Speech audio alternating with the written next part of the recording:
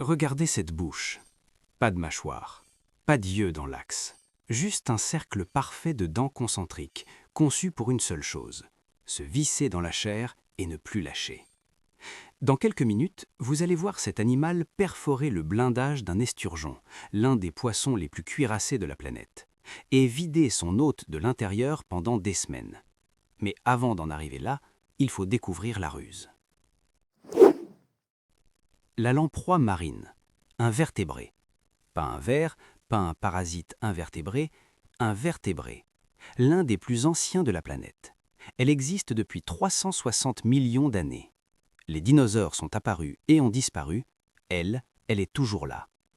Sa couverture, une silhouette d'anguille, discrète, fixée au rocher.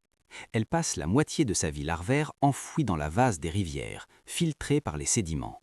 Personne ne la regarde. C'est exactement ce qu'elle veut. Son territoire, l'Atlantique Nord, les grands lacs, les rivières d'Europe, partout où il y a des poissons à sang chaud. Ses stats, une lamproie adulte peut tuer jusqu'à 18 kg de poissons par an dans les grands lacs américains. Les populations de lamproies introduites au XXe siècle ont effondré des stocks entiers de truites et de saumons en moins de 20 ans. 18 kilos, par individu, par an. Elle ne chasse pas, elle investit. Première ruse. Un saumon atlantique, 60 cm, musculature de nageur de haut niveau. Il remonte les courants depuis l'océan vers ses frayères. Il a traversé des milliers de kilomètres. Il est fort, rapide, au sommet de sa forme. La lamproie s'en fiche. Voici la méthode. Elle repère le saumon à l'odorat. Elle détecte les phéromones des poissons hôtes potentiels dans le courant. Elle s'approche par le bas, dans l'angle mort ventral. Le saumon ne surveille pas sous lui. Les menaces viennent latéralement ou de dessus. Elle applique sa ventouse sur le flanc, derrière les nageoires pectorales. La ventouse crée un vide. Adhésion immédiate. Impossible à décrocher sans déchirer la chair. Maintenant commence le travail. Sa langue, armée de dents, commence à râper la peau en mouvement circulaire. Elle ne mord pas, elle foreuse, lentement, précisément, jusqu'aux muscles. Puis elle sécrète une substance anticoagulante dans la plaie. Le sang ne coagule plus, il coule en continu. La lamproie se nourrit, le saumon, lui, continue de nager. Il ne peut pas se débarrasser d'elle, il n'a pas de membre pour l'arracher. Il essaie de frotter son flanc contre les rochers, parfois ça marche, souvent ça ne fait qu'agrandir la plaie. Elle reste attachée en moyenne plusieurs jours. Certains hôtes survivent, affaiblis, portant une cicatrice caractéristique en forme de disque. D'autres meurent d'épuisement ou d'infection. Mais le saumon, pour la lamproie, c'est l'entrée. Le plat principal est ailleurs. Saigner un saumon pendant quelques jours, c'est efficace, mais c'est du niveau débutant. Que se passe-t-il quand l'hôte pèse 300 kg, quand l'hôte a lui-même des dents? Deuxième ruse. Un requin. Grand requin blanc. 300 kg, 3 mètres de long. Prédateur apex. Aucun prédateur naturel adulte dans son milieu. Il a coévolué pendant des millions d'années pour être au sommet.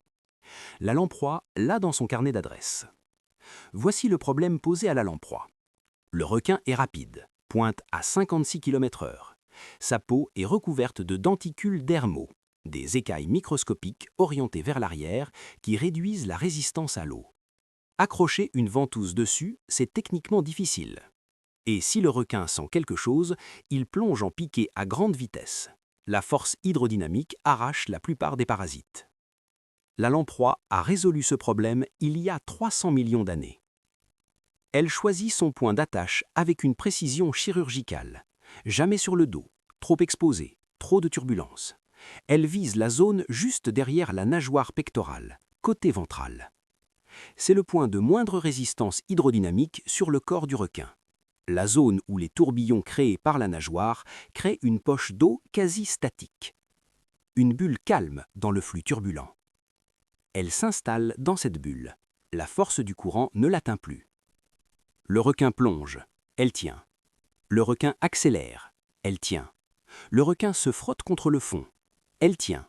Ou elle se redéplace sur une nouvelle zone en quelques secondes et se réattache. Maintenant commence la phase longue. La lamproie ne se nourrit pas en continu. Elle alterne phase d'alimentation et phase de repos. Elle gère son hôte comme une ressource. Prélever trop vite, c'est tuer l'hôte et perdre son vecteur de déplacement et sa source de nourriture. Semaine 1. Le requin ne montre aucun signe visible d'affaiblissement. La plaie est petite. L'anticoagulant fait son travail silencieusement. Semaine 2. La plaie s'est élargie. Le requin dépense une partie de son énergie métabolique à tenter de compenser la perte de sang. Semaine 3. D'autres lamproies ont détecté les phéromones de l'hôte affaibli dans le courant. Elles arrivent. Un requin peut porter plusieurs lamproies simultanément. Les scientifiques ont observé des individus portant jusqu'à 5 parasites actifs. À ce stade, le requin n'est plus un prédateur apex. Il est une ressource. Il ne mourra peut-être pas, mais il ne sera plus jamais ce qu'il était. Un saumon, elle le saigne. Un requin, elle le gère comme une rente. Mais que se passe-t-il quand la cible est cuirassée? Quand des siècles d'évolution lui ont donné une armure? La lamproie a une réponse pour ça aussi. Dernière ruse, le plus lourd, l'esturgeon beluga. Poisson préhistorique. Certains individus vivent plus de 100 ans, certains dépassent 5 mètres et 600 kg. Sa peau est recouverte d'écailles et de plaques osseuses dermales, disposées en rangées longitudinales, dures comme du cartilage calcifié. Pendant des millions d'années, cette armure a suffi à décourager tous les prédateurs. Contre la lamproie, elle ne sert à rien. Voici pourquoi. La lamproie ne cherche pas à percer l'armure, elle cherche l'angle mort de l'armure. L'esturgeon a des écailles sur le dos, sur les flancs, sur la tête, mais il a un ventre. Et le ventre de l'esturgeon, la zone ventrale entre les rangées latérales, est recouverte d'une peau lisse, non protégée. C'est une contrainte anatomique inévitable. L'animal a besoin de flexibilité ventrale pour nager. L'armure ne peut pas couvrir cette zone sans paralyser le mouvement. La lamproie a cartographié cet angle mort. Elle tourne autour de l'esturgeon, lentement. Elle ne presse pas. Elle cherche la fenêtre, le moment où l'esturgeon s'immobilise légèrement, où son flanc ventral est accessible. Elle plaque sa ventouse sur la peau lisse. Adhérence immédiate. Ici, aucun denticule dermal pour compliquer l'accroche. La peau est nette, lisse, parfaite. Et maintenant, elle fore. La langue râpe entre en action. Mais cette fois, le travail est différent. La peau ventrale de l'esturgeon est épaisse, plusieurs millimètres de derme dense. La lamproie ne perce pas en quelques heures, elle perfore sur plusieurs jours, méthodiquement, en spirale.